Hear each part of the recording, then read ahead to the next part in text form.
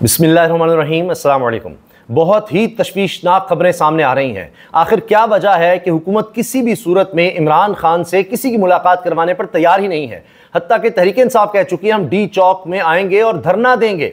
अब SEO conference है और धरना होता है तो बहुत ही खतरनाक सूरत हाल होगी। एक जंग का माहौल हो जाएगा। फिर से हुकूमत करोड़ों रुपया लगा रही है, कंटेनर्स के लिए लगाने को तैयार है, फोर्स बुलाने को तैयार है, पैलेट गन चलाने को तैयार है, आंसू गैस चलाने को तैयार है, लेकिन इमरान खान से मुलाकात करवाने पर तैयार नहीं है। अब जमात इस्लामी की तरफ से मुतालबा आ गया है, दीगर जमातों की तरफ से मुतालबा आ गया है, इमरान खान से एक मुलाकात तो करवा दी जाए ताकि लोगों की तसल्ली हो जाए, क्योंकि बहुत सी अफवाहें गर्दिश कर रही हैं। और इमरान खान के ज़ाती दोस्त, बहुत ही सीनियर क्रेडिबल जर्नलिस्ट, कॉलम नवीस, दानिश्वर हारून रशीद साहब ने एक बहुत बड़ा दावा किया है, एक बहुत बड़ी बात कही है और वीडियो भी मौजूद है, वो भी मैं आपको सुनवा देता हूं। हारून रशीद साहब कई साल इमरान खान साहब के बहुत करीब रहे हैं, उनके करीबी दोस्तों में शामिल हैं, इमरान खान के राजदानों में शामिल हैं। इमरान खान इनसे मशवरे लिया करते थे, कई ज़ाती ज़िंदगी के हवाले से मशवरे लिया करते थे। और एक तो ऐसा वक्त था कि रोज़ दोनों की मुलाकातें होती थी, खाने पर इकट्ठे होते थे। अब हारून रशीद साहब ने इमरान खान की वसीयत के बारे में बात कर दी है और कहा है कि जी इमरान खान साहब को जेल से किसी और की तहवील में दिया जा सकता है। और ये भी तशवीश का इज़हार इमरान खान ने किया है कि जी ये मुझे फांसी दे सकते हैं, लेकिन साथ इमरान खान ने वसीयत ये की है कि मेरे मुंह पर कपड़ा ना चढ़ाया जाए, जो फांसी देते हुए अमूमन किया जाता है। और मुझे अगर फांसी देते हुए जो भी हमला होता है वो गैर मुस्लिम ना हो, और क्योंकि ज़्यादातर गैर मुस्लिम होते हैं। तो इस पर हारून रशीद साहब कह रहे हैं कि इमरान खान ये दिखाना चाहता है कि वो खौफज़दा नहीं हुआ मौत से, और वो मौत से पहले कलमा पढ़ना चाहता है। वो दिखाना चाहता है कि मैं कोई खौफ से नहीं जा रहा, मैं मौत के लिए तैयार था। अब ये बातें हारून रशीद साहब ने की हैं, ज़रा उन्हीं की ज़ुबानी सुन लीजिए। के बारे में जो खबर सामने आई है उसकी तरदीद या इमरान खान खुद करें या अलीमा खान करें या हुकूमत करे तो सूरत हाल वाज़ेह हो। 4 दिन से आज 5वां दिन है या 6वां दिन है, किसी शख्स को उनसे मिलने नहीं दिया जा रहा इमरान खान से। और उन्होंने जो पीटीआई के ज़राए कह रहे हैं वो ये है, उन्होंने अपनी बहन से कहा अलीमा खान से, ये मुझे अब ये कह रहे हैं कि अलीमा खान से इमरान खान ने कुछ बातें की। अलीमा खान भी गाहे बगाहे तशवीश का इजहार करते रही हैं कि इमरान खान की ज़िंदगी को ख़तरा है, इमरान खान की ज़िंदगी को ख़तरा है। अब हारून रशीद साहब की बात अगले तकरीबन 30 सेकंड आपने गौर से सुननी है। हुकूमत के हवाले कर सकते हैं, मुझे फांसी दे सकते हैं। मेरी वसीयत ये है कि मेरे मुंह पे काला नकाब न डाला जाए फांसी देते वक्त, ताकि कौम, और उसकी ज़रूर उसकी वीडियो बनाई जाए, और ताकि कौम ये देख ले कि मैं खौफ का शिकार हूँ या कलमा पढ़ता हुआ इस दुनिया से रुखसत हुआ हूँ। अपने कह रहे हैं फांसी देते हुए मेरी वीडियो बनाई जाए। आपको सद्दाम हुसैन की वीडियो शायद याद हो, अगर किसी ने देखी है तो उनकी भी वीडियो बनाई गई थी और इसी तरह से वो मंजर था। अल्लाह ताला पाकिस्तान पर रहम करे। ये सुनिए आगे, वो कहते हैं कि जी ताकि लोग देख लें कि मैं किस हालत से दुनिया से गया, तवक्कल करके, अल्लाह पे भरोसा करके। और किसी गैर मुस्लिम को ये फांसी देने वाले जो लोग हैं, इसमें मेरा ख्याल अक्सरियत गैर मुस्लिमों की, किसी गैर मुस्लिम को इस काम पे मामूर न किया जाए, क्योंकि इससे ये अंदेशा हो सकता है। अच्छा, और ये सुनिएगा जरा। कई दफ़ा ये बात अर्ज कर चुका हूँ और अल्लामा नासिर अब्बास उन्होंने कहा भी कि मैं ज़हनी तौर पर मेरी ज़िंदगी की सब नेमतें मुझे हासिल हो चुकी और मेरी सिर्फ एक आरज़ू बाकी है कि मुझे शहादत की मौत नसीब हो। ज़हनी तौर पर वो इसके लिए तैयार। अल्लामा राजा नासिर अब्बास जो मजलिस वहादतुल मुस्लिमीन के सरबराह हैं, उनसे भी इमरान खान ने बात करते हुए कहा कि जी मैं ज़हनी तौर पर मौत के लिए तैयार हूँ, अल्लाह ताला ने मुझे ज़िंदगी में बड़ा नवाजा है। लेकिन अब वो ये कह रहे हैं कि अगर मुझे फांसी दी जाए तो ना नकाब डाला जाए, ना कोई गैर मुस्लिम उसमें शामिल हो, वीडियो भी बनाई जाए ताकि लोग देख लें कि मैं मौत से डरा नहीं, घबराया नहीं।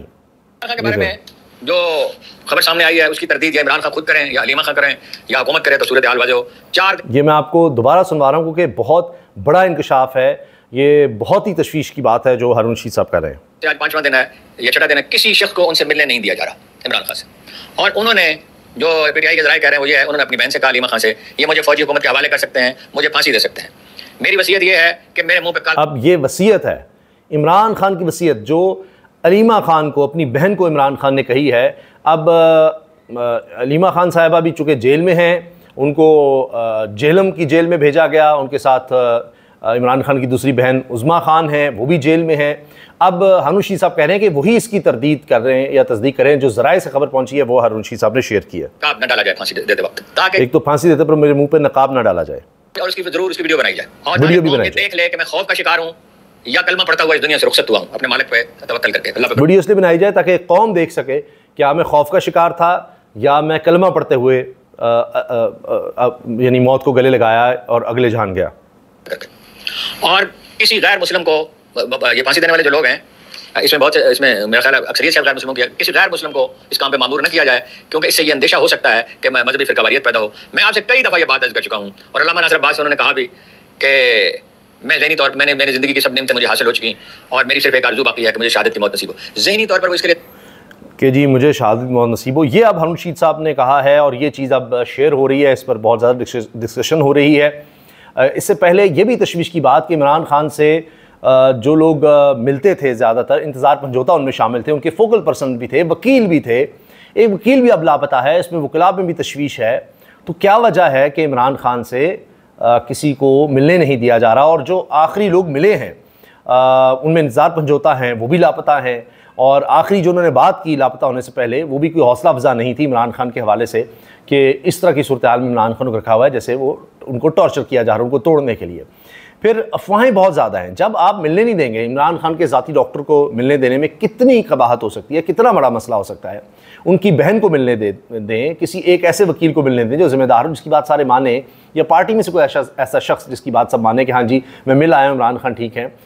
कितना बड़ा मसला है। एक पॉलिटिकल लीडर, सबसे बड़ी पार्टी का, एक सूबे में उनकी हुकूमत है, रिगिंग के बावजूद आप देखिए उनकी हुकूमत, साबिक वज़ीर-ए-आज़म रहा, पाकिस्तान की तारीख़ में जो मशहूर तरीन लोग आए हैं, जो सेलिब्रिटी आए हैं, सुपर स्टार्स आए हैं, उनमें वो शामिल है।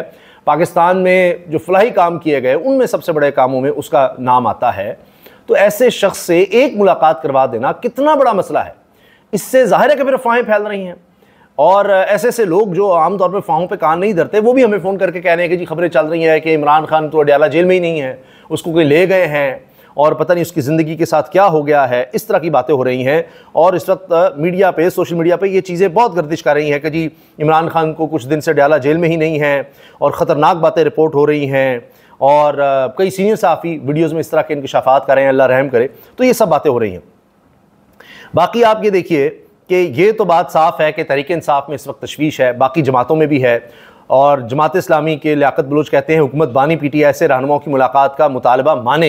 ये बात की जा रही है, दीगर लोगों की तरफ से की जा रही है, और ये कहा जा रहा है कि अब हुकूमत ये तो करने को तैयार है कि तबाही हो जाए, लोग एहतजाज के लिए आ जाएँ, वो जी हम देख लेंगे, फ़लाँ कर लेंगे, लेकिन हुकूमत में होते हुए मामले को ठंडे करने को तैयार नहीं। उससे शुकूक व शुबहात और जन्म लेते हैं, और उतनी ही तेज़ी से कुछ और मामलात करने पर तैयार है कि नजम सेठी साहब के बकौल के जी इमरान खान से इसलिए मुलाकात नहीं करवाई जा रही ताकि उसकी तरफ से कोई डायरेक्शन ना आए, फिर आईनी तरमीम में कोई रोड़े ना अटकाएं, हम तब तक आईनी तरमीम कर लें, SCO कॉन्फ्रेंस की आड़ में आईनी तरमीम कर लें, छुट्टियां हैं, अदालतें भी ना खुली हों, जल्द अज जल्द हम ये काम कर लें।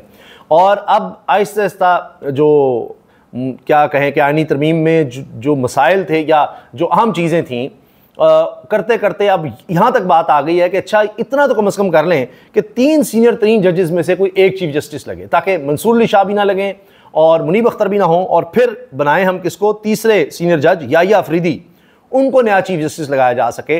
ये आईनी तरमीम अब करना चाह रहे हैं कि कम से कम इतना तो मान लें, क्योंकि इनको वोट्स की बहुत ज़्यादा ज़रूरत है, इसलिए अब ये पीछे हट रहे हैं। जो इनकी शराइत थी आईनी तरामीम में जिस तरह नया आइन ये लिख रहे थे, उसमें कम करते जा रहे हैं कि कम से कम इतना तो मान लो, कम से कम इतना मान लो। इनको मौलाना फजलुर रहमान साहब के वोट की तो ज़रूरत है ही, लेकिन अब खबर यह आई है कि नून लीग के अपने 5 लोग, कम से कम 5 लोग तहरीक इंसाफ से राब्ते में हैं, और बिलावल भुट्टो जरदारी ने शिकायत हालिया मुलाकात में मियां नवाज शरीफ साहब से की कि जी इमरान खान की पार्टी से लोग राब्ते में हैं आपके 5 लोग, और 3 सेनेटर्स नून लीग के जो बाहर गए वो अभी तक वापस नहीं आए। इसके अलावा ये कहा जा रहा है कि कम से कम 3 MNAs, 2 से 3 MNAs कम हैं, अगर मौलाना फजलुर रहमान साहब मिल भी जाएं तब भी, और 5 सेनेटर्स कम हैं।